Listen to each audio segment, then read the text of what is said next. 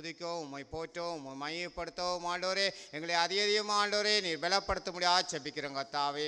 பாடல்கள், ஜெபங்கள், வார்த்தைகள், அறிக்கை பகுதிகள் ஒவ்வொன்றையும் ஆண்டவரே உம்முடைய வல்லமையினால் ஆசீர்வதித்து தர முடியாது செபிக்கிறோம். நாங்களும் ஆண்டவரே உணர்வுள்ள ஆவியோடு ஆண்டவரே கர்த்தாவே இந்த ஆராதனையிலே ஆண்டவரே பயபக்தியோடு ஆண்டவரே கர்த்தாவே தெய்வயத்தோடு ஆண்டவரே உம்மை ஆண்டவரே துதிக்கவும் போற்றவும் மையப்படுத்தவும் நீ கிருபை செய்ய முடியாது செபிக்கிறோம். சோர்வுகள், பலவீனங்கள், தடைகள் எல்லாம் இயேசுவே நாமத்தினாலே நிர்மூலப்படுத்தி ஆண்டவரே வர இருக்கிற ஒவ்வொரு சௌரசலையும் கூட்டி சேர்த்த ஆண்டவரே நீரே இந்த ஆராதனையை பொருட்படுத்தி நடத்த முடியாது செபிக்கிறோம். நீரே உங்களோட கருத்துக்குள்ளா ஆண்டவரே உங்களோட கருத்துக்குள்ளா எங்களை ஒப்புக் கொடுக்குறோம் கர்த்தாவே. நீரே ஆளுகை செய்து நடத்தும். இயேசுவின் வல்லமுள்ள நாமத்தினாலே ஜெபிக்கிறோம் நல்ல தகப்பனே, ஆமென். பாடலன் கிறிஸ்தவ ஐக்கிய கீதங்கள் பாடப்புத்தகத்திலே 42வது பாடல். பாடலன் 42. தூய தேவனை துதித்திடுவோம், நேயமாய் நம்மை நடத்தினாரே, ஓயா புகழுடன் கீதம் பாடிய தினம் போற்றியே பணிந்துருவோம் என்ற பாடல். தூய தேவனை துதித்திடுவோம், நேயமாய் நம்மை நடத்தினாரே, ஓயா புகழுடன் கீதம் பாடி தினம் போற்றி பணிந்திடுவோம். அல்லேலூயா, புகழுடன் கீதம் பாடி தினம் போற்றியே பணிந்திடுவோம். கடந்திட்ட நாட்களில் அவர் கரங்கள் கனிவுடன் நம்மை அரவணைத்தே. கடந்திட்ட நாட்களில் அவர் கரங்கள் கனிவுடன் நம்மை அரவணைத்தே. நம் கால்களை கண்மலையின் மேல், நம் கால்களை கண்மலையின் மேல் நிறுத்திய நீதம் நன்மை வழி நடத்தும். தூய தேவனை துதித்திடுவோம், நேயமாய் நம்மை நடத்தினாரே, ஓயா புகழுடன் கீதம் பாடித்து போற்றியே பணிந்திடுவோம். அல்லேலூயா, புகழுடன் கீதம் பாடித்து போற்றியே பணிந்திடுவோம். யோர்தானை போல் வந்த துன்பங்களை இயேசுவின் பேலன் கொண்டே கடந்து வந்தோம். யோர்தானை போல் வந்த துன்பங்களை இயேசுவின் பேலன் கொண்டே கடந்து வந்தோம். அவர் கரத்தை பிடித்து கொண்டே, அவர் கரத்தை பிடித்து கொண்டேன் பரிசுத்த பாதையில் நடந்திடுவோம். தூய தேவனை துதித்திடுவோம், நேயமாய் நம்மை நடத்தினாரே, ஓயா புகழுடன் கீழ் பாடித்து நம் போற்றி பணிந்திடுவோம். அல்லேலூயா, புகழுடன் கீதம் பாடித்து நம் போற்றி பணிந்திடுவோம். காளைக்கு சமமாய் நம்பயதே, திரும்பவும் வாழ வயதாகும். காளைக்கு சமமாய் நம்பயதே, திரும்பவும் வாழ வயதாகும். பொது நன்மையால் பொது பலத்தால், பொது நன்மையால் பொது பலத்தால் நிரப்பிய நம் வாயும் திருப்தியாகும். தூய தேவனை துதித்திடுவோம், நேயமாய் நம்மை நடத்தினாரே, ஓயா புகழுடன் கீதம் பாடித்து போற்றியே பணிந்திடுவோம்.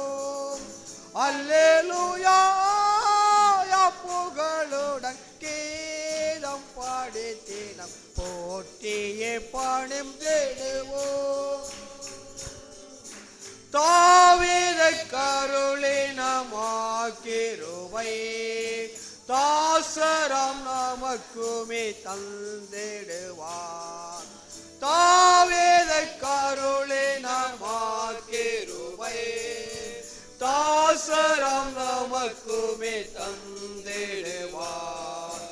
எலிசாவை போல் மடங்கு எலிசாவை போல் மடங்கு வல்லமையாய் நம்மை அபிஷேகிப்பார். தூய தேவனை துதித்திடுவோம். நேயமாய் நம்மை நடத்தினாரே ஓய புகழுடன் கேதம் பாடி தினம் போற்றியே பணிந்திடுவோம். அல்லேலூயா புகழுடன் கேதம் பாடி தினம் போற்றியே பணிந்திடுவோம். நலமுடன் நம்மை இதுவரையும் கர்த்தரின் அருள் என்றும் நிறுத்தியதே. நலமுடன் நம்மை இதுவரையும் கர்த்தரின் அருள் என்றும் நிறுத்தியதே. கண்மணி போல் கடைசி வரை கண்மணி போல் கடைசி வரை காத்திடும் கர்த்தரை போற்றிடுவோம். தூய தேவனை துதித்திடுவோம். நேயமாய் நம்மை நடத்தினாரே ஓய புகழுடன் கேதம் பாடி தினம் போற்றி பணிந்திடுவோம். அல்லேலூயா புகழுடன் கேதம் பாடி தினம் போற்றி பணிந்திடுவோம். கர்த்தருடைய நாமம் மையப்படுவதாக. லூக்கா எழுதின சுவிசேஷம் 2ஆம் அதிகாரம்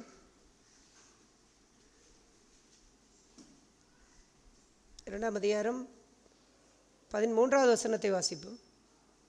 அந்த கடமை பரம சேனையின் திரள் அந்த தூதனுடனே தோன்றி உன்னதத்தில் இருக்கிற தேவனுக்கு மகிமையும் பூமியிலே சமாதானமும் மனுஷன் பிரியமும் உண்டாவதாக என்று சொல்லி தேவனை துதித்தார்கள். போதும். பரம சேனைகள் தோன்றி உன்னதத்தில் இருக்கிற தேவனுக்கு மகிமையும் பூமியிலே சமாதானம் மனுஷர் மேல் பிரியம் உண்டாவதாக என்று இயேசு கிறிஸ்துவனுடைய பிறப்பை முன்னிட்டு அவர்கள் ஒரு நற்செய்தியை அறிவித்தார்கள். கிறிஸ்து இந்த பூமியிலே பிறக்கின்ற அந்த வாழ்க்கையிலே அவர் கொண்டு வந்த செய்தியெல்லாம் நற்செய்தியெல்லாம், அதாவது பூமியிலே சமாதானம், தேவன் மனிதனோடு சமாதானம் பண்ணுகின்ற ஒரு உடன்படிக்கை, மனுஷர் மேல் தேவன் பிரியம் கொள்ளுகின்ற வாழ்க்கை. அது ஆண்டவராக இயேசு கிறிஸ்து இந்த உலகத்திலே பிறக்கும் பொழுது அறிவிக்கப்பட்ட நற்செய்தி. இதே கிறிஸ்து ஒரு மனிதனுடைய வாழ்க்கையிலே, ஒரு விசுவாசினுடைய வாழ்க்கையிலே அவர் பிறக்கும் பொழுதுதான் இந்த நற்செய்தி அவர்களுடைய வாழ்க்கைக்கும் அது சொந்தமாக மாறுகின்றது. கிறிஸ்து உள்ளத்திலே பிறக்கவில்லை என்று சொன்னால், எவர்களுடைய உள்ளத்திலே உண்மையாய் கிறிஸ்து பிறக்கவில்லை என்று சொன்னால் கிறிஸ்துவை எல்லோரும் விசுவாசிக்க முடியும். இன்றைக்கு இயேசு கிறிஸ்துவை விசுவாசித்து அவரை ஆராதிக்கின்ற எத்தனையோ திரளான கூட்டங்கள் அவரை ஆராதித்து கொண்டிருக்கின்றார்கள். அவ்வாறு விசுவாசித்து ஆராதிக்கின்றாலும் உண்மையாய் கிறிஸ்து உள்ளத்திலே பிறக்கின்ற அந்த வாழ்வு என்கின்றது ஒன்று. உதாரணத்துக்கு ஒரு அனாதை பிள்ளைகளை ஒரு ஆசிரமத்திலே வைத்து அவர்களை பராமரிக்கின்ற ஒரு வாழ்க்கைக்கும், அதே தங்களுடைய சொந்த பிள்ளைகளை பெற்றெடுத்து அவர்களை பராமரிக்கிற வாழ்க்கைக்கும் உள்ள ஒரு வித்தியாசத்தை போன்று அவ்வாறு அந்த இயேசு கிறிஸ்து விசுவாசிக்கின்றதை விட அந்த உள்ளத்திலே அவர் உண்மையாக பிறக்காத ஒரு வாழ்விலே அப்படிப்பட்ட எந்த ஒரு விசுவாசனுடைய வாழ்க்கையிலும் என்ன இருக்காதென்றால் சமாதானம் இருக்காது. அடுத்தது, தேவன் அந்த மனுஷன் மேல் பிரியம் கொண்டு வாழ்கின்றவராக தேவனும் அங்கே இருக்க முடியாது. ஏனென்றால் இப்படிப்பட்ட ஒரு சமாதானம் என்கின்ற அந்த வாழ்வை இயேசு பிறக்கும் பொழுதே அவருடைய பிறக்கும் பொழுதே கொண்டு வந்தார். ஆனால் அவர் எப்படிப்பட்ட ஒரு சமாதானத்தை அவர் கொண்டு வந்தார்? நாம் பார்க்கின்றோம், யோவான் எழுதின மன்னிக்கவும் அதே லூக்கா எழுதின சுவிசேஷத்திலே 12ஆம் அதிகாரம் 51வது வசனத்தை வாசிப்போம். 12ஆம் அதிகாரம் 51வது வசனம்.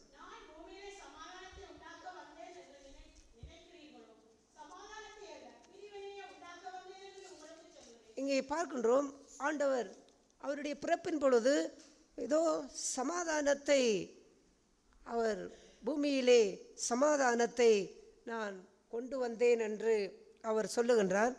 ஆனால் அதே ஆண்டவர் அவர் சொல்லுகின்றார், நான் சமாதானத்தை அல்ல, நான் பிரிவினையை உண்டாக்க வந்தேன் என்று அவர் அதே காரியத்தை அவர் பயன்படுத்துகின்றார்.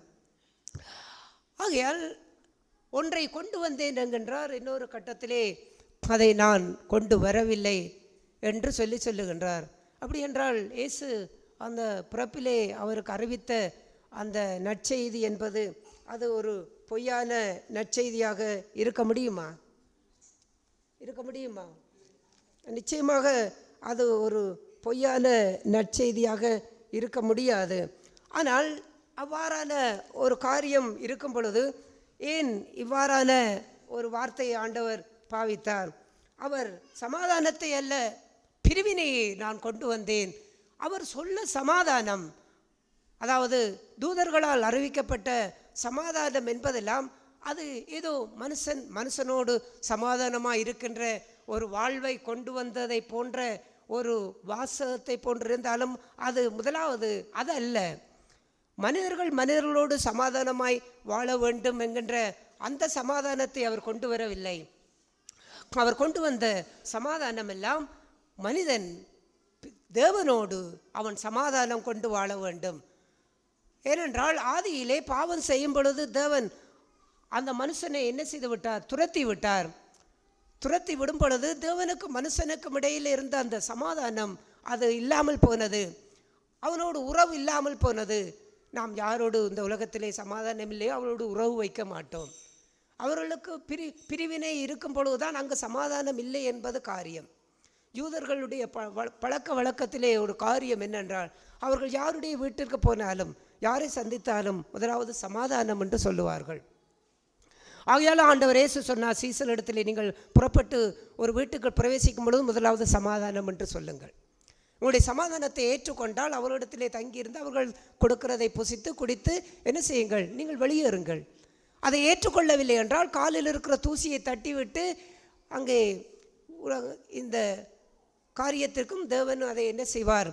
அது நியாய தீர்ப்பிலே கர்த்தர் அதை பார்த்து கொள்ளுவார் என்ற வாழ்க்கையிலே நீங்கள் புறப்பட்டு போய்கொண்டே இருங்கள். அது உலகத்திலே அவ்வாறு இருக்கக்கூடிய சமாதானம். ஆனால் ஆண்டவர் மூலம் சொல்லப்பட்ட அந்த கொண்டு வந்த சமாதானம் என்னென்றால், அந்த துரத்தி விடப்பட்ட மனுஷனுக்கும் தேவனுக்கும் இடையிலே எப்படி பிரிவினை, எப்படி உறவு இல்லாமல் போனதோ அதே அந்த உறவை மறுபடியும் கட்டி எழுப்ப வேண்டுமாக இருந்தால் அவர் சமாதானத்தை முதலாவது கொண்டு வர வேண்டும். 2 நாடுகள் யுத்தம் செய்கின்றது என்றால் அந்த நாட்டுக்கு நாடு எதிரிகளாகத்தான் பார்ப்பார்கள். ஜனங்கள் எதிரிகளாய் பார்ப்பார்கள். இராணுவத்தை எதிரிகளாய் பார்ப்பார்கள். ஆகையால் அந்த சமாதான பேச்சுவார்த்தை என்கின்றது ஒன்று அந்த தேசத்துக்கு அந்த நாட்டுக்கு வரும் பொழுது ஜனங்களோடு ஒன்றாக கலந்து வாழுவார்கள்.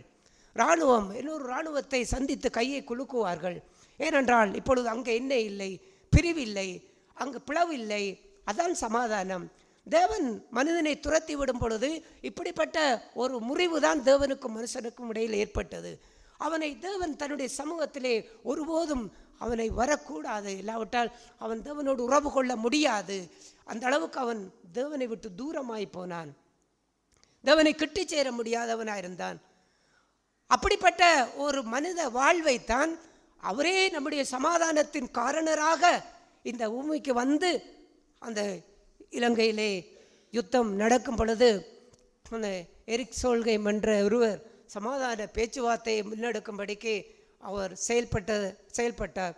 அவ்வாறான அந்த சமாதான காரணர்களை போல் இயேசு கிறிஸ்து சமாதான காரணராக பூமிக்கு வந்து பூமியிலே பிளவுபட்டிருக்கின்ற மனுஷனையும் தெய்வத்தையும் அவர் ஒன்று சேர்க்கும்படிக்கு, அவர்களோடு ஒப்புரவுதலை உருவாக்கும்படிக்கு, உறவை மறுபடியும் கட்டி எழுப்பும்படிக்கு அவரே சமாதான காரணராக இந்த உலகத்திற்கு வந்தார். அந்த சமாதானத்தை தான் அங்கே இயேசு பிறக்கும் பொழுது பூமியிலே சமாதானம் என்ற அந்த வார்த்தை அந்த சமாதானத்தை தான் குறிக்கின்றது. ஆனால் ஆண்டவர் லூக்காவிலே நாம் வாசித்த 12வது அதிகாரத்தில் வாசித்ததை போல சமாதானத்தை அல்ல பிரிவினை உண்டாக்க வந்தேன். நீங்கள் சமாதானம் என்று சொல்லும் பொழுது அந்த சமாதானம் மனுஷரோடு சமாதானத்தை கட்டி எழுப்ப வேண்டும். மனுஷர்களுக்குள்ளே பிரிவினை கொண்டு வந்துவிடக்கூடாது, மனுஷர்களுக்குள்ளே பிளவுகளை கொண்டு வந்துவிடக்கூடாது என்கின்ற வாழ்விலே நீங்கள் அதை தவறாக அதை சிந்தித்து விடக்கூடாது. அதாவது நாம் யாவரோடும் சமாதானமாக இருக்க வேண்டும். ஆண்டவர் சொன்ன அந்த சமாதானத்துக்கும் இங்கே சொன்ன சமாதானத்துக்கும் வித்தியாசம் இருக்கின்றது. சமாதானத்தை இல்லை பிரிவினையை கொண்டு வந்தேன் என்றால் எல்லோரையும் அவர் பிரித்து வைப்பதற்காக இயேசு வரவில்லை. குடும்பத்தில் எல்லோரையும் பிரித்து வைப்பதற்காக வரவில்லை. சமூகத்திலே பிரித்து வைப்பதற்காக வரவில்லை. அவர் அந்த சமாதானத்தை அல்ல என்று சொன்ன அந்த வார்த்தை அதல்ல.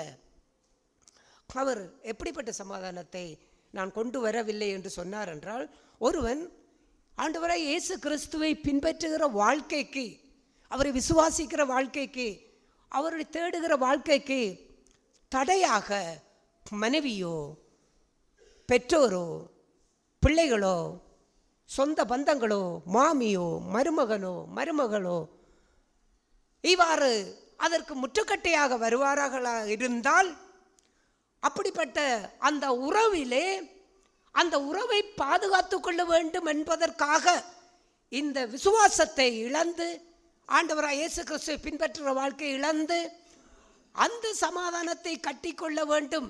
மனைவியோடு சமாதானத்தை கட்டிக்கொள்ள வேண்டும்.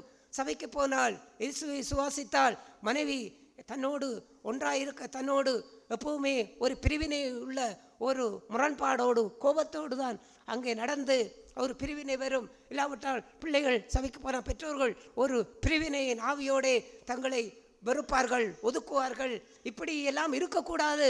ஆகையால் அவர்களோடு சமாதானமாக இருக்க வேண்டும் என்பதற்காக ஆண்டவராகிய இயேசு கிறிஸ்துவை பின்பற்றுகிற வாழ்க்கையில் விசுவாசிக்கிற வாழ்க்கையை ஒருவன் தடுத்து நிறுத்தக்கூடிய, அதற்கு முற்றுப்புள்ளி வைக்கக்கூடிய அளவுக்கு இந்த பூமிக்குரிய உறவை கட்டியெழுப்பக்கூடிய இந்த சமாதானம் தடையாக இருக்குமாக இருந்தால், அப்படிப்பட்ட சமாதானத்துக்கு எதிராக பட்டயத்தையே கொண்டு வந்தேன் என்று ஆண்டவர் சொன்னார். அதை நீ வெட்ட வேண்டும்.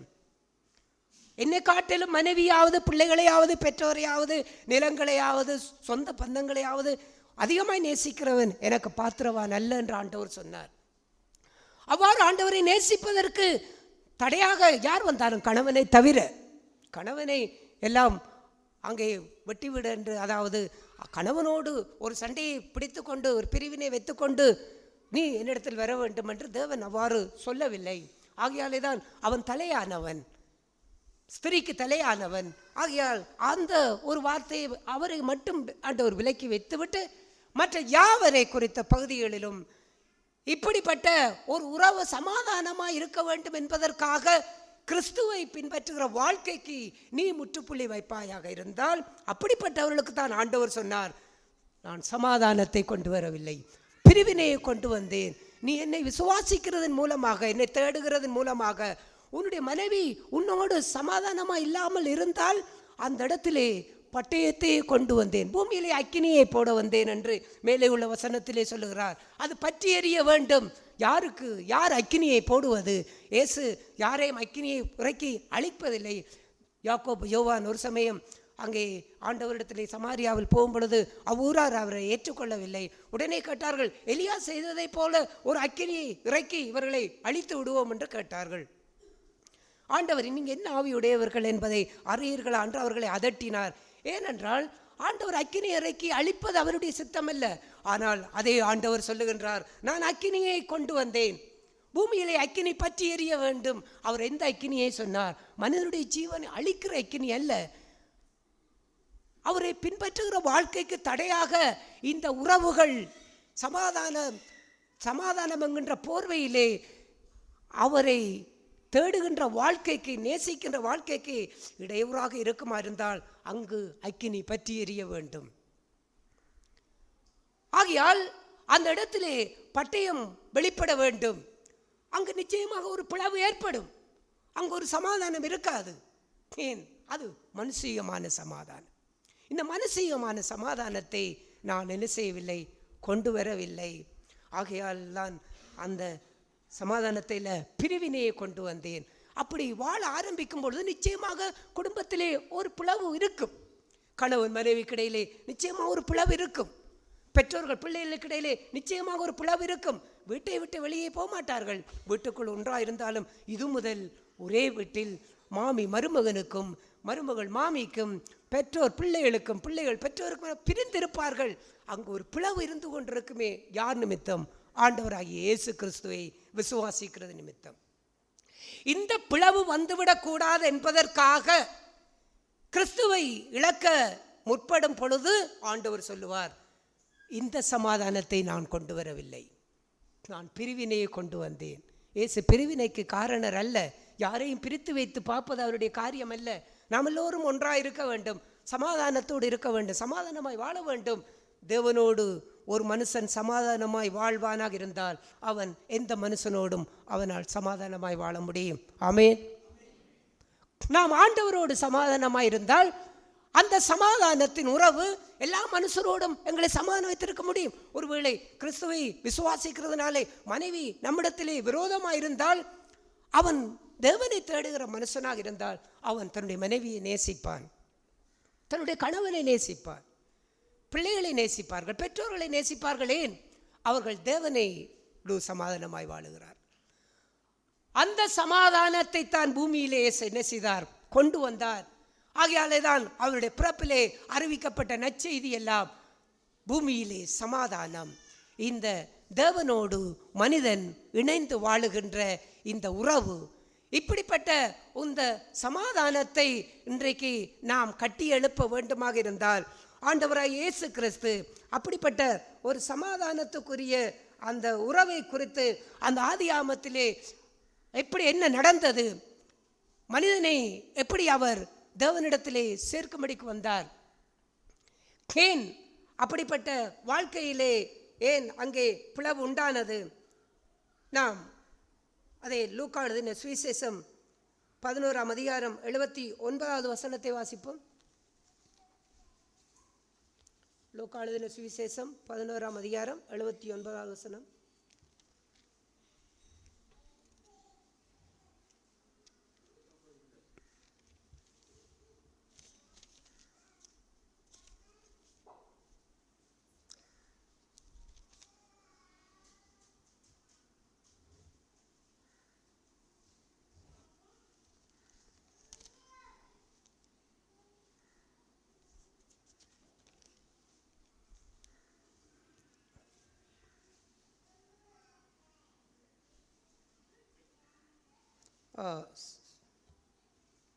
மன்னிக்கவும், ரோமருக்கு எழுதின நிருபம், ரோமருக்கு எழுதின நிருபம் 16ஆம் அதிகாரம்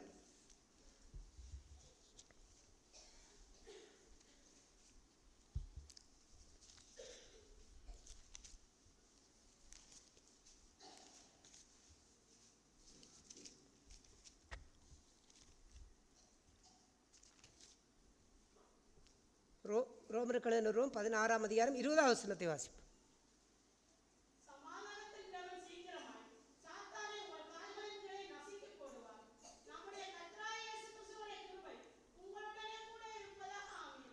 இந்த சமாதானத்திற்கு குலைத்த முதலாவது மனுஷன் யார் என்றால் பிசாசு.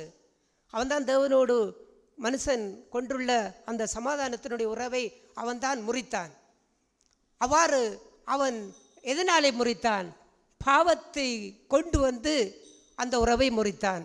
ஆகையால் யாரிடத்திலே பாவம், யாருடைய உள்ளத்திலே பாவம் பிரவேசிக்கின்றதோ, அப்படிப்பட்ட பாவம் அது எந்த ரூபத்தில் இருந்தாலும் எந்த வகையில் இருந்தாலும், பாவம் என்கிறது எல்லாம் எது பாவம்? நீதிமொழிகளிலே சொல்லும் பொழுது தீய நோக்கமே பாவம்தான். ஒருவன் கையினால், கால்களினால், கண்களினால் செய்வதெல்லாம் பாவம், வாயினால் பேசுவதெல்லாம் பாவம். அவனுடைய நோக்கம் தீமையாக இருந்தால் அதுவே பாவம்தான். யாரை குறித்தாவது தீமையான நோக்கம் இருந்தால், இல்லாவிட்டால் ஏதாவது காரியங்களை குறித்து ஒரு பொல்லாத சிந்தனைகள் இருந்தால், இருதயத்திலே பொல்லாத நினைவுகள் இருந்தால், அப்படிப்பட்ட எல்லா நோக்கம் முழுவதுமே அது பாவம்தான். ஆனால் அப்படிப்பட்ட பாவம் எவ்வளவேனும் இருளே காணாத தெய்வத்திற்கு முன்பாக ஒருவன், நான் ஒரு பாவத்தோடு வாழ்ந்து கொண்டிருக்கின்றேன், நான் அதிக பாவம் செய்வதில்லை, நான் மற்றவர்களைப் போல அநேக பாவங்களை செய்வதில்லை, எனக்குள்ளே ஒரு காரியம்தான் சரி செய்யப்படாமல் இருக்கின்றது, அந்த வாலிபனை போன்று ஒரே ஒரு குறை சரி செய்யப்படாமல் இருக்கின்றது. ஆண்டவர் சொல்லுகின்றார், நீ அந்த ஒரு குறையை உன்னுடைய வாழ்க்கையில் வைத்துக் கொள்வதனாலே தேவ சமாதானம் உன்னுடைய இருதயத்தை ஆளுகை செய்ய முடியாது. கொலோசரிலே 3ஆம் அதிகாரத்திலே நாம் வாசிப்பதை போன்று அந்த தேவ சமாதானம் உன்னுடைய இருதயத்தை எப்பொழுதும் அது ஆளுகை செய்ய வேண்டும். ஆளுகை என்றால் என்ன அர்த்தம்? ஒரு குடும்பத்தை ஒரு புருஷன் ஆளுமை செய்கின்றான், ஒரு தேசத்தை ஒரு ராஜா ஆளுகை செய்கின்றான், ஒரு இனத்தை ஒரு தலைவன் ஆளுகை செய்கின்றான் என்றால் அவனுடைய ஆளுமைக்கு விரோதமாக எது வந்தாலும் அதை ஒருபோதும் அந்த தலையானவன் அங்கீகரிக்க மாட்டான், அவன் ஏற்றுக்கொள்ள மாட்டான். தேவன் இந்த இருதயத்தில் சமாதானத்தின் தேவனாக இருந்து இந்த இருதயத்தை அவருடைய சமாதானத்தினாலே நிறைத்து இந்த இருதயத்தினுடைய சமாதானத்தை சீர்குலைப்பதற்கு வாழ்க்கையிலே எந்த ஒரு பாவத்துக்குரிய காரியங்களும் இந்த இருதயத்துக்குள்ளே போவதற்கு ஆளுகை செய்கின்ற இந்த கர்த்தர் ஒருபோதும் அனுமதிக்க மாட்டார். ஆகையாலே தான் அந்த இருதயத்தை அவருடைய சமாதானம் ஒன்றே ஆளுமை செய்து கொண்டிருக்கின்றது.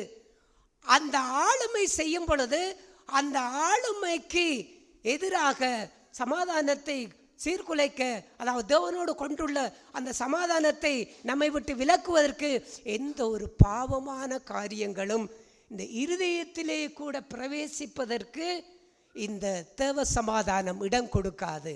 ஏனென்றால் பாவம் உள்ளே வர வேண்டுமாக இருந்தால் இந்த சமாதானம் வெளியே போக வேண்டும். சிலர் வீட்டிலே சில பிரச்சனை வந்து, சில குழப்பங்கள் வந்து, சில பிரிவினைகள் வரும் பொழுது சில பெற்றோர்கள் இவ்வாறு சொல்வார்கள், நான் இருக்கும் மட்டும் இந்த வீட்டுக்குள்ளே நீ கால் வைக்க முடியாது, இவ்வாறு சொல்லுவார்கள். ஏன்? அது ஆளுமை, அங்கு அதிகாரம் இருக்கின்றபடியினாலே அவ்வாறு பேசுகின்றார்கள். அவ்வாறு காரியத்தை போன்று தேவ சமாதானம் இருதயத்தை ஆளுகை செய்கின்ற வரைக்கும் பாவம் இந்த இருதயத்துக்குள்ளே பிரவேசிக்க முடியாது. ஏனென்றால் தேவன் அதை அனுமதிக்க மாட்டார். அதையும் தாண்டி பாவம் உள்ளத்தில் பிரவேசிக்குமாயிருந்தால் தேவ சமாதானம் வெளியே போய்விடும். தேவன் அதை விலக்கி விடுவார். மனிதனுடைய வாழ்க்கையிலே அதான் நடந்தது.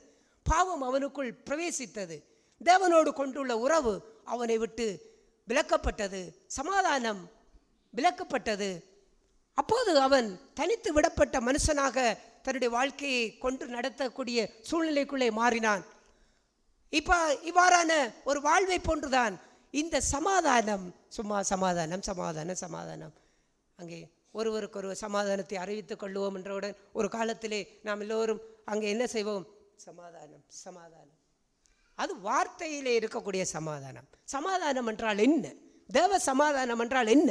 மனிதனுடைய சமாதானம் என்றால் மனிதனோடு மனிதன் அந்த சமாதானத்தை அவர்கள் வெளிப்படுத்தும்படிக்கு எப்படியெல்லாம் வாழ்கின்றார்கள், எப்படியெல்லாம் பேசுகின்றார்கள், எப்படியெல்லாம் உறவு வைக்கின்றார்கள், எப்படியெல்லாம் அவர்கள் அன்பாக இருக்கிறார்கள், எல்லாம் செய்கின்றார்கள். தெய்வத்தோடு மனுஷன் சமாதானமாக வாழ வேண்டுமாக இருந்தால் அந்த சமாதானம் அவனுடைய வாழ்க்கையிலே சீரான பாதையிலே அவனை நடத்தும். அது எப்படிப்பட்ட ஒரு வாழ்க்கைக்கு ஒப்பா இருக்கும் என்றால், ஒரு பளிங்கு கடல், பளிங்கு தண்ணீர்.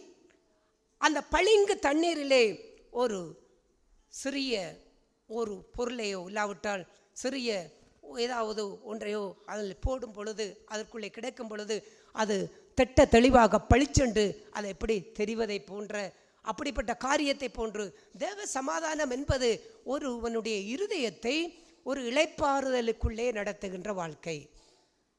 அவனுடைய இருதயத்திலே பாரம் இல்லாத, சஞ்சலம் இல்லாத, வேதனை இல்லாத, எந்த ஒரு முறுமுறுப்பும் இல்லாத, குறை சொல்லுதல் இல்லாத, கசப்பில்லாத, பகை இல்லாத, வெறுப்பில்லாத, பொல்லாத சிந்தனைகள் இல்லாத விடுதலையான ஒரு இருதயமாக அவனுடைய இருதயம் எப்பொழுதுமே ஏதாவது ஒரு பாரம் அந்த இருதயத்தை அமிழ்த்துவதை போன்ற ஒரு நிலை இல்லாத படிக்கை அவனுடைய இருதயம் விடுதலையாய் இளைப்பாறுதலோடு எந்த காரியத்துக்குள்ளாகவும் அவன் செயல்பட்டு கண்டு போகக்கூடிய அந்த வாழ்வு தான் தேவ சமாதானம். அந்த சமாதானத்திலே அவன் வாழும் பொழுது தெய்வம் அவனோடு கூட எப்பவுமே இருந்து கொண்டே இருப்பார். அப்படிப்பட்ட அந்த சமாதானத்தை சீர்குலைப்பதற்காக பிசாசானவன் என்ன செய்கின்றான்? பாவமான காரியங்களை இந்த இருதயத்துக்குள்ளே கொண்டு வர முற்படுகின்றான். அன்றைக்கு கொண்டு வந்ததை போன்று கீழ்ப்படியாமைகளை கொண்டு வர முற்படுகின்றான். இவ்வாறான காரியங்களை அவன் கொண்டு வரும் பொழுது தேவ சமாதானம் அகன்று போகக்கூடிய பாதிப்பு உருவாகின்றது. ஆகையாலே தான் அப்போஸ்தலனாகிய பவுல் சொல்லுகிறார், சமாதானத்தின் தேவன் உங்களோடு அவர் சமாதானமாய் வாழ்கின்ற அந்த வாழ்வு வரும் பொழுது சாத்தான் உங்களுடைய கால்களின் கீழே மிதிக்கப்படுவான். அவர் மிதித்து போடுவார். இயேசு மிதித்தார், நாம் மிதிப்போம். எப்போது மிதிப்போம்? பாவம் செய்வதற்கு ஏதுவான சோதனைகளை எங்களுக்கு பிசாசு கொண்டு வரும் பொழுது அந்த பிசாசு கொண்டு வருகிற அந்த பாவம் தேவனுக்கும் நமக்கும் இடையிலே இருக்கின்ற அந்த சமாதானத்தை, உறவை பாதித்து விடாதபடிக்கு கர்த்தரோடு எப்போதும் ஒன்றித்து வாழுகின்ற அந்த வாழ்விலே நாங்கள் ஜீவிக்கும்படிக்கு எங்கள் இருதயத்தை தேவ சமாதானத்தால் நிரப்பி வாழும் பொழுது சாத்தான் எங்களுடைய கால்களின் கீழே வருகின்றான். அவனை நாங்கள் கால்களின் கீழே மிதிக்கின்றோம். ஏன்? அவன் தலையின் மேல் இருந்தால்தான் என்ன செய்வான்? நம்மை ஆட்டி படைப்பான். சாத்தான் இன்றைக்கு சில பேருடைய தலையின் மேல் இருக்கின்றான். அவன் தலையின் மேல் இருந்து கொண்டு தேவ சமாதானம் உனக்கு இருக்கிறதோ இல்லையோ அது காரியம் அல்ல, உன்னுடைய சமாதானத்தை பார்த்துக்கோ. நீ எதை செய்தால் உனக்கு சமாதானம் வருமோ அதை செய். நீ எதை பேசினால் உனக்கு சமாதானம் வருமோ அதை செய். உலகம் கொடுக்கின்ற சமாதானத்தை நீ உனக்குள்ளே வைத்துக்கொள்ள விரும்புவதற்கு நீ என்ன செய்ய வேண்டுமோ நீ அதை செய்து கொண்டு, உலகம் கொடுக்கின்ற சமாதானத்தை நீ உனக்குள்ளே வைத்துக்கொண்டு தேவ சமாதானத்தை இழக்கின்ற வாழ்க்கை வருகின்ற சூழ்நிலையில் எல்லாம் சாத்தான் நம்முடைய தலையின் மேலே உட்கார்ந்து கொண்டிருக்கின்றான். அவன் இப்பொழுது நடத்தி கொண்டிருக்கின்றான். இதை செய்தால் நீ சமாதானமாயிருக்கலாம், இதை செய்தால் உனக்கு நல்ல அமைதி கிடைக்கும். அவ்வாறு சொல்லும் பொழுது நாம் என்ன செய்கின்றோம்? நாம் பாவத்துக்குரிய காரியங்களை எங்களுக்குள்ளே வைத்துக்கொண்டு எங்களை திருப்திப்படுத்தி கொண்டு அதுவே எங்களுடைய சமாதானம். நீ மன்னிப்பு கேளு. இல்லை, நான் மன்னிப்பு கேட்பது எனக்கு மான பிரச்சனை, கௌரவ பிரச்சனை, என்னை தாழ்த்துவது எனக்கு மான பிரச்சனை, கௌரவ பிரச்சனை. ஏன்? அது என்னுடைய சமாதானம். இந்த சமாதானத்தை இழந்து ஒரு தேவ சமாதானத்தை பெற்றுக்கொள்ளும்படிக்கு என்னை தாழ்த்த முடியாது. அப்படி என்றால் சாத்தான் உன்னுடைய தலையின் மேலே இருந்து கொண்டே இருப்பான். இந்த உலகம் கொடுக்கின்ற சமாதானத்தை நீ பெற்றுக்கொள்ளும்படிக்கு இந்த உலகத்தை நேசித்து, உலகத்தின் இச்சைகளை நேசித்து, பிசாசு காட்டுகின்ற ஆசை இச்சைகளை எல்லாம் நேசித்து இதிலே ஒரு சமாதானத்தை நீ பெற்று வாழ்வதற்காக தேவ சமாதானத்தை நீ இழந்தால் சாத்தான் உன்னுடைய தலையின் மேலே உட்கார்ந்து கொண்டிருக்கின்றான். அவன்தான் உன்னை நடத்துகின்றான். இது எவ்வளவு ஒரு இழிவான ஒரு காரியம், அருவருப்பான ஒரு காரியம். சாத்தானை ஆண்டவர் நம்முடைய கால்களின் கீழே தான் வைக்க விரும்புகின்றார். பாதத்தின் கீழே மிதிக்கத்தான் வைக்க விரும்புகின்றார். தேவ சமாதானத்தை நாம் இழக்கின்ற ஒவ்வொரு வாழ்க்கையிலும் சாத்தான் நம்முடைய தலையின் மேலே உட்கார்ந்திருக்கின்றான் என்பதை நாம் ஆணித்தரமாக திட்ட தெளிவாக அறிந்து கொள்ள வேண்டும். நாம் தேவனுடைய ஜனங்கள், தேவனுடைய பிள்ளைகள், நாம் தேவனை விசுவாசிக்கிறவர்கள் என்று நாம் பாடலாம், துதிக்கலாம், நாம் என்னெல்லாம் பேசலாம், சத்தியத்தை கூட பேசலாம். சாத்தான் எங்கே இருக்கின்றான் என்பதுதான் இப்போது காரியம். அவன் நம்முடைய தலையின் மேலே இருந்து கொண்டு தேவ சமாதானத்தை இழந்த ஜனங்களாக இன்றைக்கு பாவத்திற்குள்ளே எங்களை வைத்துக்கொண்டு, அது ஒரு பாவமா இருக்கலாம், 2 பாவமா இருக்கலாம், அது எப்படிப்பட்ட காரியங்களா இருக்கலாம். இன்றைக்கும் அந்த பாவம் ஆண்டவரோடு உள்ள உறவை என்னை விட்டு பிரித்து என்னை தனிமைப்படுத்தி இருக்கின்றதே என்பதை கூட நம்முடைய வாழ்க்கையிலே ஆழமாக நாம் சிந்திக்காமல், நாம் யோசிக்காமல், நாம் இன்றைக்கு ஏதோ ஒரு சமாதானம் நம்மை தேற்றுகிறது. என்ன சமாதானம்? நீ இப்படி வாழுவதுதான் உனக்கு சரியானது, இதுதான் உனக்கு உகந்தது, இப்படித்தான் இருக்க வேண்டும், அதன்படி நான் இருந்து விடுகிறேன், அது என்னுடைய சமாதானம். இந்த சமாதானத்தை வைத்துக்கொண்டு தெய்வத்தை நாம் கிட்டி சேர முடியுமா? இவ்வாறான சமாதானம் எல்லாம் உலகம் கொடுக்கிற சமாதானம். நீ என்னை நேசித்தால் நான் உன்னை நேசிப்பேன், நீ எனக்கு நன்மை செய்தால் நான் உனக்கு நன்மை செய்வேன், நீ என்னை வெறுத்தால் நான் உன்னை வெறுப்பேன், நீ என்னை பகைத்தால் நான் உன்னை பகைப்பேன், நீ எனக்கு மரியாதை கொடுக்கவில்லை என்றால் நான் உனக்கு மரியாதை கொடுக்க மாட்டேன், நீ எனக்கு தீமை செய்தால் நான் தீமை செய்வேன், நீ நன்மை செய்தால் நான் உனக்கு நன்மை செய்வேன், என்னை நீ ஏற்றுக்கொண்டால் நானும் உன்னை ஏற்றுக்கொள்ளுவேன், என்னுடைய வீட்டிற்கு நீ வந்தால் உன்னுடைய வீட்டுக்கு நான் வருவேன். உலகம் கொடுக்கின்ற சமாதானம், இந்த சமாதானம் ஒன்று போதும் என்று வாழ்விலே எண்ணிக்கொண்டு தெய்வ கொடுக்கின்ற அந்த சமாதானத்தை நாம் இழக்கின்ற ஒவ்வொரு வாழ்க்கையிலும், நம்முடைய வீட்டிலே ஆனாலும் சரி, நம்முடைய தனிப்பட்ட வாழ்க்கையினாலும் சரி, சாத்தான் தலையின் மேலே உட்கார்ந்து கொண்டிருக்கின்றார். ஆண்டவர் எங்கே வைக்க விரும்புகின்றார்? கால்களின் கீழே. சாத்தான் கால்களின் கீழே மிதிக்கப்பட வேண்டும். எங்களுடைய கால்களுக்கு கீழாக சாத்தான் அவன் மிதிக்கப்பட்டு ஆண்டவர் இயேசு பெற்ற வெற்றியை நாம் பெற்றுக்கொள்ள வேண்டும். சாத்தான் கால்களின் கீழே மிதிக்கப்பட்டது எப்போது? சிலுவையிலே ஆண்டவர் மரிக்கும் பொழுது சாத்தான் மிதிக்கப்பட்டான். அப்போது தேவாலயத்தின் திரைச்சீலை மேல் தொடங்கி கீழ் வரை 2ஆக கிழிந்தது. அது என்ன திரைச்சீலை? பழைய ஏற்பாட்டிலே பரிசுத்த ஸ்தலம், வெளிப்பிரகாரம், மகா பரிசுத்த ஸ்தலம் என்று 3 பிரிவு இருக்கின்றது. தேவாலய 3 பிரிவு. அந்த வெளிப்பிரகாரத்திலே தான் ஜனங்கள் மட்டும் நிற்பார்கள். அந்த பரிசுத்த ஸ்தலத்திலே பிரதான ஆசாரியர்கள் இருப்பார்கள், ஆசாரியர்கள் இருப்பார்கள். அந்த மகா பரிசுத்த ஸ்தலம் என்கின்ற அந்த இடத்துக்குள்ளே உடன்படிக்கை பெட்டி இருக்கும். அந்த உடன்படிக்கை பெட்டிக்குள்ளே தான் மோசேயுடைய கற்பனை, ஆரோனுடைய துளித்தகோல், மன்னா எல்லாம் அந்த உடன்படிக்கை பெட்டிக்குள்ளே இருக்கும். அங்கே கர்த்தர் வாசம் செய்வார். அந்த மகா பரிசுத்தம் என்கின்ற ஸ்தலம் என்கின்ற அந்த அறைக்கும் பரிசுத்த ஸ்தலம் என்கின்ற அறைக்கும் இடையிலே ஒரு திரை தொங்க விடப்பட்டிருக்கும். இங்கிருந்து உள்ளே இருப்பதை யாரும் பார்க்க முடியாது, உள்ளே யாரும் போக முடியாது. வருஷத்தில் ஒரு தடவை மகா பிரதான ஆசாரியன் ஒருவன் மாத்திரம் வருஷத்தில் ஒரு தடவை ஜனங்களுடைய பாவங்களெல்லாம் தன்மையிலே சுமந்து கொண்டு அந்த திரைக்கு உள்ளாக போய் அவன் பாவ நிவர்த்தி, தேவனிடத்திலே பாவ நிவர்த்திக்காக அவன் மன்றாட வேண்டும், ஜெபிக்க வேண்டும். அது தேவன் வைத்த ஒரு நியமம். ஏன் அந்த அளவுக்கு தேவன் மனிதனை தூரப்படுத்தினார்? அதற்கு அங்காலே தான் வெளிப்பிரகாரத்திலே தான் மக்கள் நிற்க வேண்டும், அடுத்த அறையிலே தான் மக்கள் நிற்க வேண்டும். அவ்வளவுக்கு ஏன் தேவன் அந்த மனிதனை அவ்வளவுக்கு தூரப்படுத்தினார் என்றால் பாவம் தான் அந்த அளவுக்கு தூரம் கிட்டி சேர முடியவில்லை. ஆண்டவரே இயேசு இந்த சமாதானத்திற்கு தடையாக இருக்கின்ற பாவத்தை மனிதனுக்குள்ளே எப்பொழுதும் விதைத்துக் கொண்டிருக்கின்ற, பாவ வழியிலே எப்பொழுதும் மனுஷனை சீரழித்து நடத்தி கொண்டிருக்கிற இந்த சாத்தானை சிலுவையிலே மரிக்கும் பொழுது கால்களின் கீழாக மிதித்தார், நசுக்கினார். அப்பொழுது நசுக்கும் பொழுது பாவம் தன்னுடைய வலிமை அகற்றப்பட்டது, பாவ அடிமைத்தனம் அகற்றப்பட்டது, மரணத்துக்கு அதிகாரியாகி பிசாசனுடைய காரியம் அங்கே வெற்றி சிறக்கப்பட்டது. அப்பொழுது தேவாலயத்தின் திரைச்சீலை மேல் தொடங்கி கீழ்வரை 2ஆக கிழிந்தது. அந்த மகா பரிசுத்த ஸ்தலத்திலே தடையாக இருந்த திரைச்சீலை இப்பொழுது கிழிக்கப்பட்டு இயேசு கிழித்து விட்டார். ஏன் கிழித்தார்? இப்பொழுது வருடத்துக்கு ஒரு தடவை மகா பிரதான ஆசாரியர் மட்டும் அங்கு இல்லை, யாவரும் உள்ளே போக முடியும். எந்த பாவியும் தன்னுடைய பாவத்திற்காக தேவனிடத்திலே மன்னிப்பு கேட்டு தேவனோடு ஒப்புரவாக முடியும். அவரோடு சமாதானமாய் வாழ முடியும். அவரை கிட்டி சேர முடியும். தேவனிடத்தில் இருந்த பயங்கரத்தை அவர் நீக்கி அவரை ஒரு சமாதானத்தின் தேவனாக, நம்மை ஏற்றுக்கொள்ளுகிற தேவனாக, அன்பு செய்கிற தேவனாக அவர் காண்பித்து யாவரும் அவரிடத்திலே போக முடியும் என்று அந்த திரைச்சியிலே கிழித்தாரே, அவர் சமாதானத்தின் காரணர். அதைத்தான் ஆண்டவர் அவருடைய பிறப்பு நிமித்தம் சொல்லப்பட்டது. பூமியிலே சமாதானத்தை அவர் கொண்டு வந்தார்.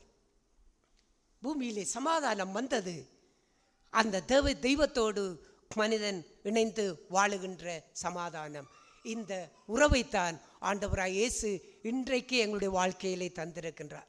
ஆகையால் இப்போது தேவனுக்கும் நமக்கும் இடையிலே அவர் கிழித்த திரைச்சீலையை நாம் மறுபடி தைக்க முடியுமா? நாம் போடுகின்றோம். எப்படி போடுகின்றோம்? பாவம் திரையை போன்று அவ்வப்போது வாழ்க்கையிலே விழுந்து கொண்டிருக்கின்றது. நாம் நம்முடைய சமாதானத்திற்கு ஏதுவாக நாம் வாழ முற்படும் பொழுதெல்லாம் திரைச்சீலை விழுந்து கொண்டே இருக்கின்றது. அது கிழிக்கப்படவில்லை. தெய்வத்தோடு உறவில்லை. தேவன் நம்மோடு வாசம் செய்யவில்லை. கர்த்தரோடு நமக்கு உறவில்லை. நம்முடைய குடும்பத்தோடு கர்த்தருடைய உறவில்லை. பிள்ளைகளோடு கர்த்தருடைய உறவில்லை. தனிப்பட்ட வாழ்க்கையிலே தெய்வத்தோடு நமக்கு உறவில்லை. இந்த திரைச்சீலை வாழ்க்கையிலே அது ஒருபோதும் அந்த திரைச்சீலை வந்துவிடக்கூடாது. அவ்வாறு இருக்க வேண்டுமாக இருந்தால் சாத்தான் நம்முடைய கால்களின் கீழே மிதிக்கப்பட வேண்டும். பாவத்திற்கு அதிகாரியாகிய, பாவத்திற்கு உட்படுத்தக்கூடிய பிசாசனுடைய ஒவ்வொரு காரியங்கள் வரும் பொழுது நம்முடைய வாழ்க்கையில், நம்முடைய இருதயத்திலே நமக்கு தெரியும் சமாதானம் என்னிடத்தில் இருக்கா இல்லையாங்கிறது தெரியும். தேவ சமாதானம் இருக்காங்கிறது நமக்கு தெரியும். நீங்கள் ஒரு தவறை செய்துவிட்டு அந்த தவறை குறித்து நீங்கள் மனம் வருந்தாமல், இல்லாவிட்டால் ஒரு பாவத்தை செய்துவிட்டு அந்த பாவத்தை குறித்து நீங்கள் தேவனோடு வாழ்கின்றவர்களாக இருந்து கொண்டு அந்த பாவத்தை குறித்து நீங்கள் அலட்சியமாய், இல்லாவிட்டால் அது ஒரு பாவமாங்கிறது கூட தெரியாதபடிக்கு அவ்வாறு நீங்கள் இருந்தால் தெய்வம் என்ன செய்வார் தெரியுமா? திரையை போட்டு விடுவார். அவரை பார்க்க முடியாத திரையை போட்டு விடுவார். அப்போது உங்களுடைய உள்ளத்திலே வெறுமை, எல்லாவற்றையும் இழந்ததை போன்ற ஒரு நிலை உங்களுடைய இருதயத்தில் இருக்கின்றது. ஒரு வறட்சியை போன்று அவ்வாறான ஒரு வாழ்வு உங்களிடத்தில் இருக்கிறது. ஏன் இது வந்தது? சந்தோஷம் இல்லை உங்களிடத்திலே. தெய்வம் மறைந்து விட்டார். தேவன் மறைந்து விட்டார். ஆகையால் அவளுடைய கண்களுக்கு முன்பாக தெய்வ பயம் இல்லை. தெய்வ பயம் உள்ளவன் சமாதான வழியை அறிவான். ரோமர்லே நாம் பார்க்கின்றோம் 3ஆம் அதிகாரத்திலே அவர்கள் சமாதான வழியை அறியவில்லை. ஏன்? அவர்கள் கண்களுக்கு முன்பாக தெய்வ பயம் இல்லை. தேவ சமாதானத்தை யார் அறிந்து பின்பற்ற முடியும்? நம்முடைய கண்களுக்கு முன்பாக தெய்வ பயம் இருக்கும் பொழுதுதான் தெய்வத்தை எப்பொழுதும் தனக்கு முன்பாக நிறுத்தி அந்த உறவிலே வாழுகின்ற அந்த வாழ்வு. ஆகையால் பூமியிலே சமாதானம் உண்டாவதாக என்று சொன்ன அந்த ஆண்டவருடைய கிறிஸ்து பிறக்கிற அந்த வாழ்வு உள்ள நம்முடைய வாழ்க்கையிலே இயேசு பிறக்கின்ற வாழ்விலே தான் அந்த சமாதானம் நம்மிடத்திலே பூரணப்படுகின்றது. ஆகையால் பாவம், கீழ்ப்படியாமை தேவனோடு கொண்டுள்ள சமாதானத்தின் உறவை முறிக்கின்றது. விட்டுவிடாதீர்கள். சாத்தான் தலையிலே எழுந்து உட்கார விட்டுவிடாதீர்கள். எந்த ஒரு விஷயத்திலும் சாத்தான் தலையிலே உட்கார்ந்து கொண்டிருந்தால் இன்றைக்கே தேவனிடத்திலே ஒப்புரவாகுங்கள். தேவனோடு சமாதானமாகுங்கள். சாத்தானை கால்களின் கீழே தேவன் கொண்டு வந்து விடுவார். நாம் கொண்டு வர முடியாது. தேவன் தான் அதை கொண்டு வருவார். நீங்கள் கீழ்ப்படிந்து தேவனுக்கு உகந்தவர்களாய் வாழும் பொழுது சாத்தானை கால்களின் கீழே தேவன் தான் மிதிப்பார். அதை தேவன் செய்வார். நாம் ஆண்டவரோடு சமாதானமாய் அவரோடு ஒன்றித்து வாழுகின்ற அந்த வாழ்வை பாதுகாத்து கொள்ளுவோம். ஒரு பாவம் கூட இந்த சமாதானத்தை குலைத்து விடுவதற்கு நாம் விட்டுவிடாதபடிக்கு இந்த காலங்களிலே தேவரோடு நாம் ஒன்றித்து வாழுகின்ற அந்த வாழ்வை கட்டி எழுப்புவோம். கர்த்தர் நம்மை ஆசீர்வதிப்பாராக. ஆமென். தேவன் சபையில் பேசிய வார்த்தைக்காய் தேவனை அதிகமாக சோதரிக்கிறேன். ஆண்டவர் பேசிய போல் அங்கே லூக்காவில் சொன்ன போல் அது 12ஆம் அதிகாரம் 51ஆம் வசனத்தை வாசிப்போம்.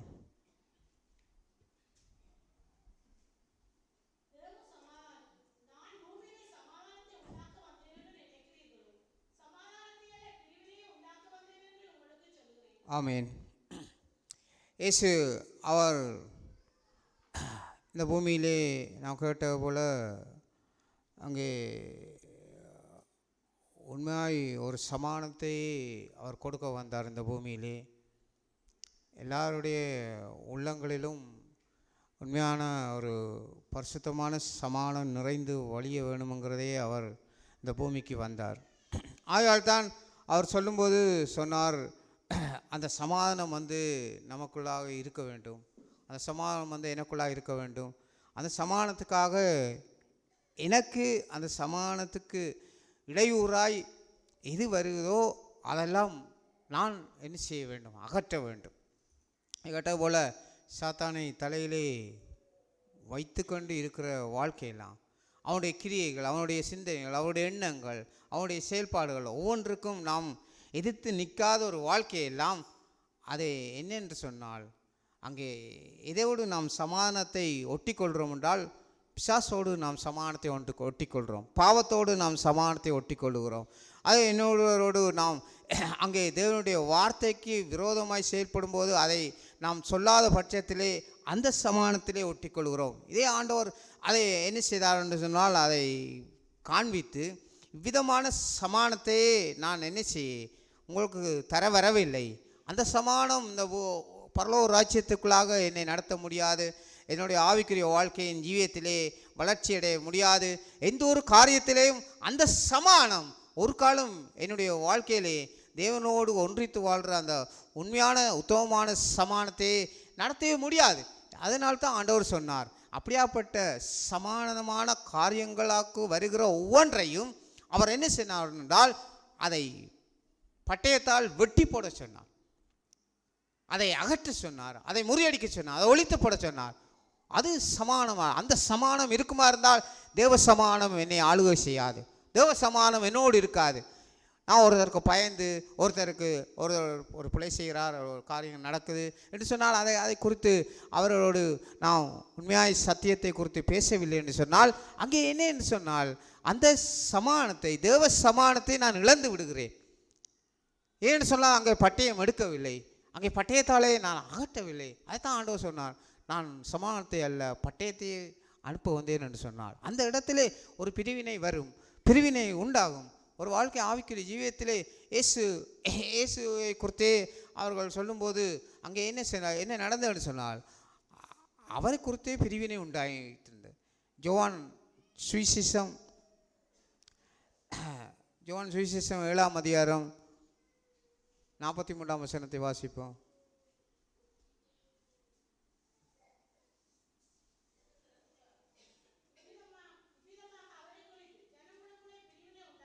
ஆமேன். இந்த பிரிவினை உண்டாயிற்று. அவர் அங்கே உண்மையாய் பிதாவுடைய சித்தத்தையும் விருப்பத்தையும் செய்யத்தக்கான அந்த வாழ்க்கைக்குள்ளே வந்த ஒரு மகத்துவமான வாழ்க்கையின் ஜீவியத்தையே அவர் வாழ வந்த அந்த ஜீவியத்திலே ஜனங்களுக்குள்ளே அங்கே அவரை குறித்து பிரிவினை உண்டாயிற்று. ஏன்னு சொன்னால் அவரோடு செயல்படுற காரியங்கள் ஒரு காலம் இயேசு ஒன்றையும் அவர் தனக்கென்று அல்லது இந்த ஜனங்களுக்காகவோ அல்லது எதுக்காகவோ என்ன செய்யவில்லை, இசைந்து செயல்படுத்தி போகவில்லை. அத்தனையும் அவர் என்ன செய்தார், அவர் பட்டயத்தாலே வெட்டினார், அகற்றினார். இன்றைக்கு அப்படித்தான் நம்முடைய வாழ்க்கையில் நம்முடைய ஜீவியத்திலையும் நாம் அந்த பட்டயத்தை எடுக்கவில்லை என்று சொன்னால் தேவ சமானம் நம்மளை ஆளுகை செய்யாது, தேவ சமானம் எனக்குள்ளே இருக்காது. அது என்னுடைய பிள்ளையாக இருந்தாலும் சரி, என்னுடைய சகோதரர்களாக இருந்தாலும், குடும்பத்திலே எந்த காரியமாக இருந்தாலும் சரி, எப்பொழுதும் அதை குறித்து தேவ சமானம் என்னை ஆளுகை செய்ய விடும்னு சொன்னால் அந்த நிலையிலே எப்போ தேவனுடைய சமானத்தை இழக்கக்கூடிய காரியங்கள் வருதோ அப்பொழுது பட்டயத்தை எடுத்து அங்கே வெற்றுரு வாழ்க்கை. அந்த விசுவாசத்துக்குள்ளாக தேவனை நடத்த நான் அதிகமாய் பிரயாசப்படுகிறேன். அந்த வாஞ்சைக்குள்ளாக நடத்தி என்னை வழிநடத்துவான்னு சொல்லி விசுவாசிக்கிறேன். நான் கர்த்தருடைய பரிசுத்த ஸ்தோத்திரம். தேவன் காலை வேளையிலே பேசிய வார்த்தைக்காக தேவனை அதிகமாக நன்றி செலுத்துகிறேன். இன்றைக்கு தேவ சமாதானம் இன்றைக்கு எந்தளவாய் என்னுடைய ஜீவியத்திலே தேவை என்பதை குறித்து தேவன் காலை வேளையிலே இடைப்பட்டு பேசிய தேவனுடைய வார்த்தைக்காக தேவனை அதிகமாக நன்றி செலுத்துகிறேன். இன்றைக்கு என்னுடைய தேவனுக்கென்று நான் செய்யக்கூடியான எந்த ஒரு காரியங்களாக இருந்தாலும் அல்லது தேவனோடு கொண்டான அந்த உறவிலே அந்த மகிழ்ச்சியாக இருக்கக்கூடியான அந்த வாழ்க்கையாக இருந்தாலும் அதுக்கு தேவையான ஒன்று அது தேவனுடைய சமாதானம் என்னுடைய உள்ளத்திலே அது நிறைவாக இருக்கும் பட்சத்திலே தான் நான் தேவனோடு கொண்டான அந்த காரியங்களிலே அல்லது தேவனோடு கொண்டான அந்த உறவிலே நான் ஒரு சமாதானத்தோடு சந்தோஷத்தோடு அந்த காரியங்களை நிறைவேற்றத்தக்கதற்கு ஏதுவான ஒரு மனுஷனாக நிற்க முடியும் என்றான அந்த காரியங்களை தேவன் காலை வேளையில் என்னோடு இடைப்பட்டு பேசினார். தேவன் அதிகமாக நன்றி செலுத்துகிறேன். இன்றைக்கு ஒரு லைட் எரிவதோ அல்லது ஒரு ஃபேன் சுற்றுவதற்கோ ஒரு மின்சாரம் அது எவ்வளவு அவசியமாய் தேவை என்பதை போன்று தேவையானதை காணப்படுவதை போன்று இன்றைக்கு தேவனோடு கொண்டான அந்த வாழ்க்கையிலே நிலைத்திருப்பதற்கு அவரோடு கொண்டான அந்த உறவிலே தொடர்ந்து ஜீவிப்பதற்கும் இன்றைக்கு தேவ சமாதானம் அது தேவையான ஒன்றாய் அது அவசியமான ஒன்றாய் காணப்பட வேண்டும் என்பதை தேவன் காலை வேளையில் என்னோடு இடைப்பட்டு பேசினார். தேவன் அதிகமாக நன்றி செலுத்துகிறேன். இன்றைக்கு அந்த சமாதானம் அது என்னை விட்டு நீங்கத்தக்கதுக்கு ஏதுவாய் அது குறைவுபடத்தக்கதுக்கு ஏதுவாய் இன்றைக்கு பிசாசானவன் எனக்குள்ளே விதைக்கக்கூடியதான அந்த பாவமான காரியங்கள் அது எனக்குள்ளே வரும்பொழுது அந்த காரியங்கள் அது தேவனுடைய சமாதானத்தை என்னை விட்டு அகற்ற முடியும் என்றான அந்த காரியங்களை குறித்து தேவன் காலை வேளையில் என்னோடு பேசினார். இன்றைக்கு என்னுடைய ஜீவியத்திலும் என்னுடைய வாழ்க்கையிலும் நான் இந்த தேவனுடைய சமாதானத்தை விளக்கக்கூடியான காரியங்களே நான் அனுபவமாய் கண்டு கொண்டான மனுஷனாக நிற்கிறேன். நான் தேவனுடைய சமூகத்திலே தேவனுடைய சமூகத்திலே தேவனுக்கு முன்பாக நிற்கிறான். அந்த வேளையிலே இந்த தேவ சமாதானம் என்னிடத்திலே இல்லை என்று சொன்னால் தேவனுக்கு முன்பாக உற்சாகமாக எந்த ஒரு காரியங்களையும் செய்ய முடியாத ஒரு மனுஷனாகத்தான் நிற்க முடியும். கடந்த நாட்களிலும் அநேக சூழ்நிலையில் நான் என்னுடைய ஜீவியத்தில் நான் கண்டு கொண்டதான காரியங்கள் அப்பேற்பட்டான சூழ்நிலையிலே என்னுடைய வாழ்க்கையிலே ஒரு வெறுமையான ஒரு ஜீவியம் தேவனுக்கு அந்த கிறிஸ்தவ வாழ்க்கை வாழ்வதை குறித்தான காரியங்களில் ஏன் இவ்வாறான ஒரு வாழ்க்கை என்றான அந்த சிந்தை கூடிய என்னுடைய இதயத்திலே அது எழுந்ததான சூழ்நிலைகளை நான் கண்டு கொண்டிருக்கிறேன்.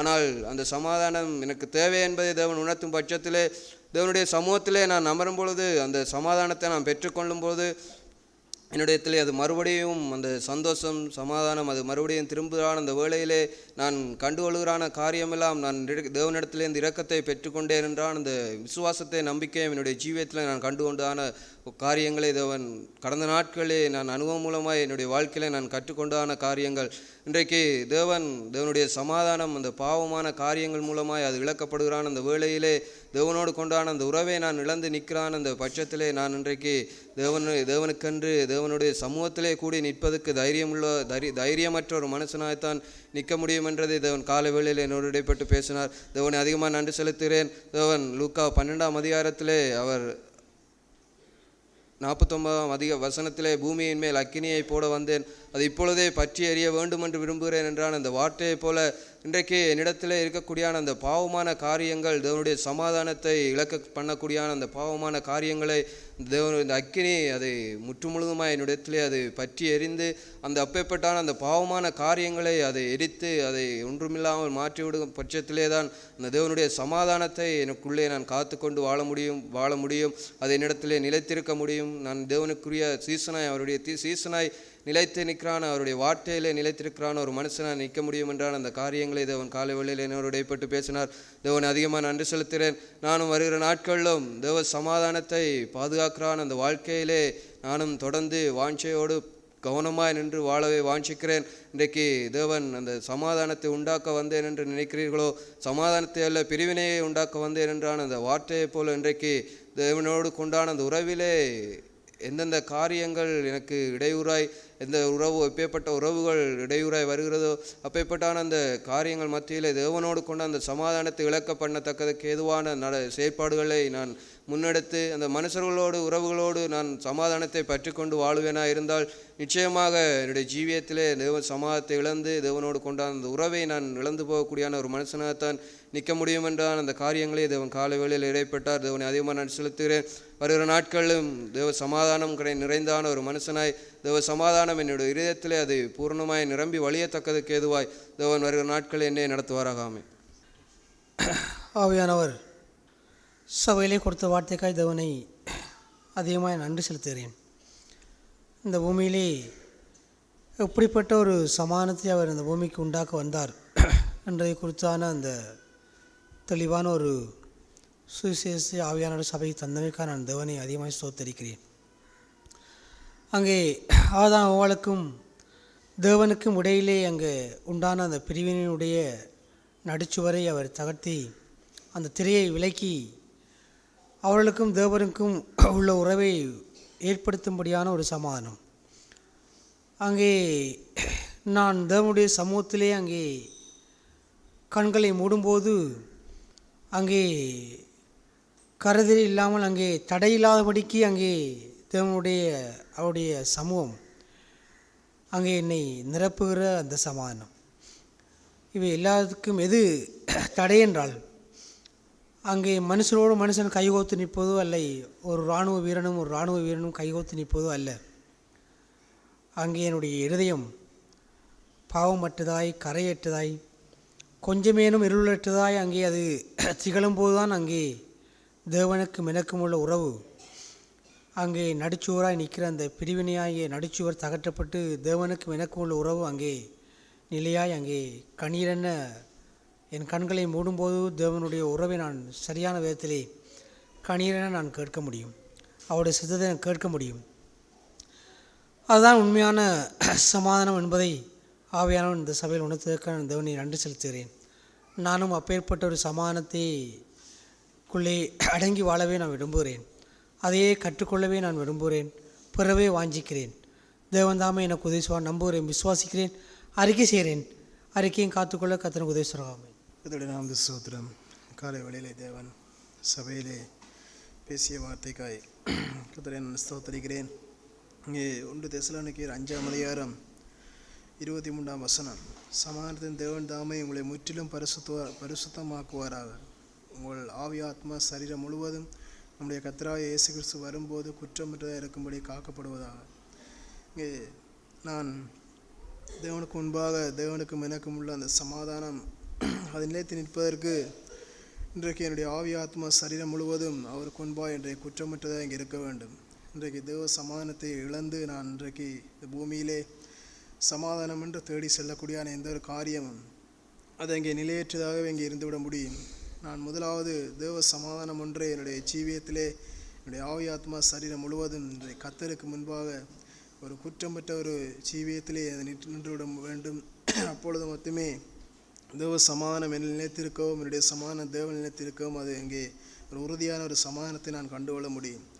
நான் இதற்காகவும் இந்த பூமியின் காரியங்களுக்காகவோ அல்லது இந்த பூமியின் எந்த ஒரு சூழ்நிலைக்காகவோ நான் கர்த்தருடைய சமாதானத்தை இழந்துவிடக்கூடாதபடி முழுவதும் தேவனை என்னை ஆட்கொள்ளவும் தேவனுடைய சமாதானம் என்னை ஆட்கொள்ளவும் இங்கே என்னுடைய உள்ளான ஜீவியம் தேவனுடைய சமாதானத்தில் பிரியப்படவும் முழுவதும் நான் என்னை அர்ப்பணிக்கக்கூடியான ஒரு உண்மையுள்ள ஒரு வாழ்க்கை வாழ்வதற்கு ஏதுவாக இந்த நாட்களிலே தேவன் அதிகமாக இங்கே சபையிலே பேசியிருக்கிறார். நானும் ஒரு உணர்வுள்ளவனாய் தேவ சமாதானம் ஒன்றே என்னுடைய ஜீவியத்தில் நான் கட்டியெழுப்பதற்கு ஏதுவாய் நான் தேவனுடைய சமாதானத்தை என்னுடைய இதயத்தில் நான் காத்து கொள்ளும்போது அதற்கு பிற்பாடு என்னுடைய மற்ற காரியங்களை தேவன் சமாதானமாக இங்கே நடத்துவார். அப்பேற்பட்ட ஒரு வாழ்க்கையில் வாழ்வதற்கு ஏதுவாய் தேவன் இனிவரும் நாட்களும் நடத்துவார்னு தேவ சமூகத்தை அறிக்கை செய்கிறார்.